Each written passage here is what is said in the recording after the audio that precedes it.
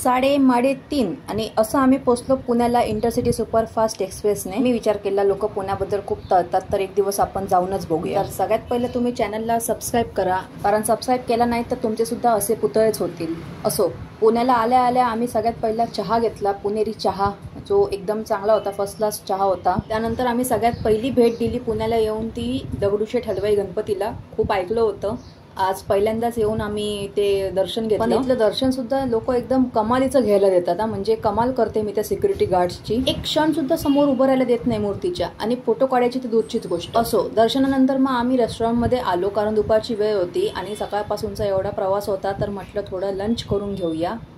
तर इथे आम्ही आता लंच करून नंतर निघालो ते डायरेक्ट लाल महाल पाहण्यासाठी। लाल महाल हे गणपती मंदिराच्या जवळच आहे आणि ह्याच्याच जवळ थोड्या अंतरावरती शनिवार वाडा देखील आहे। तर लाल महालचं वैशिष्ट्य हे आहे की हे तेच ठिकाण आहे जिथे छत्रपती शिवाजी महाराजांनी शाहिस्तेखानाची बोटं छाटली होती। आपल्या आजूबाजूला बरेच लोक प्रवचन देत फिरतात, पण खूप कमी लोकांना हा इतिहास माहिती असेल। कदाचित खूप कमी लोकांनी इथे प्रत्यक्ष येऊन भेट दिली असेल। तर तुम्ही अशा हिस्टॉरिकल प्लेसेसला जा, व्हिजिट द्या, तर तुम्हाला कळेल की ह्याचं वैशिष्ट्य काय आहे ते। त्या काळातलं बांधकाम हे एक नंबर होतं आणि अजूनही ते तशाच प्रकारे मेंटेन केलेलं आहे। ते दरवाजे खिडके खूप मोठे मजबूत असे होते, कोरीव काम केलेले। आणि कारण पाऊस नव्हता इतका, तर आम्हाला व्यवस्थितरित्या फिरायला मिळालं। तर तुम्ही नक्की या लाल महालला भेट द्या। मी सगळे डिटेल्स व्हिडिओच्या डिस्क्रिप्शनमध्ये देत आहे, तर डू व्हिजिट हिअर। तर ही व्यक्ती इथे विचार करते की मी त्या बैलावर जाऊन बसतो तर माझं काय होईल। असो, तर असा हा लाल महालचा पूर्ण व्ह्यू हा मी कॅमेऱ्यात सामावून घेण्याचा प्रयत्न केलेला आहे। ह्याचा फक्त ग्राउंड फ्लोअर व्हिजिटर्ससाठी ओपन आहे, बाकी फर्स्ट आणि सेकंड फ्लोअर हे बंद ठेवण्यात आलेले आहेत। इथला व्हिजिटिंग टायमिंग आहे सकाळी 9 ते सायंकाळी 6 वाजेपर्यंत आणि फ्री ऑफ कॉस्ट एंट्री आहे।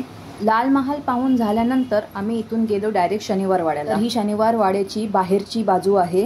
शनिवार वाडा म्हटल्यानंतर सगळ्यात पहिल्यांदा आपल्याला आठवतो तो आहे बाजीराव मस्तानी हा चित्रपट। तर इथे येण्यासाठी फक्त 20 रुपये तिकीट आहे। 20 रुपयात तुम्ही पूर्ण शनिवार वाडा बघू शकता। आणि इथे पावसाळी वातावरणात एक नंबर ग्रीनरी होती, व्ह्यू खूप छान होता, टॉप व्ह्यू तर लाजवाब होता। इथे आल्यानंतर सगळ्यात पहिलं तुम्हाला पेशव्यांची वंशवेल हा मॅप दिसेल। त्यानंतर इथलं वैशिष्ट्य म्हणजे नारायण दरवाजा, खिडकी दरवाजा, हजारी कारंजे, थोरले माधवराव पेशवे यांचे निवासस्थान, गणपती रंगमहाल, पाण्याचा हौद, सदाशिवराव भाऊंचे निवासस्थान, असे भरपूर हिस्टॉरिकल म्हणजेच ऐतिहासिक गोष्टी जाणून घ्यायला मिळतील।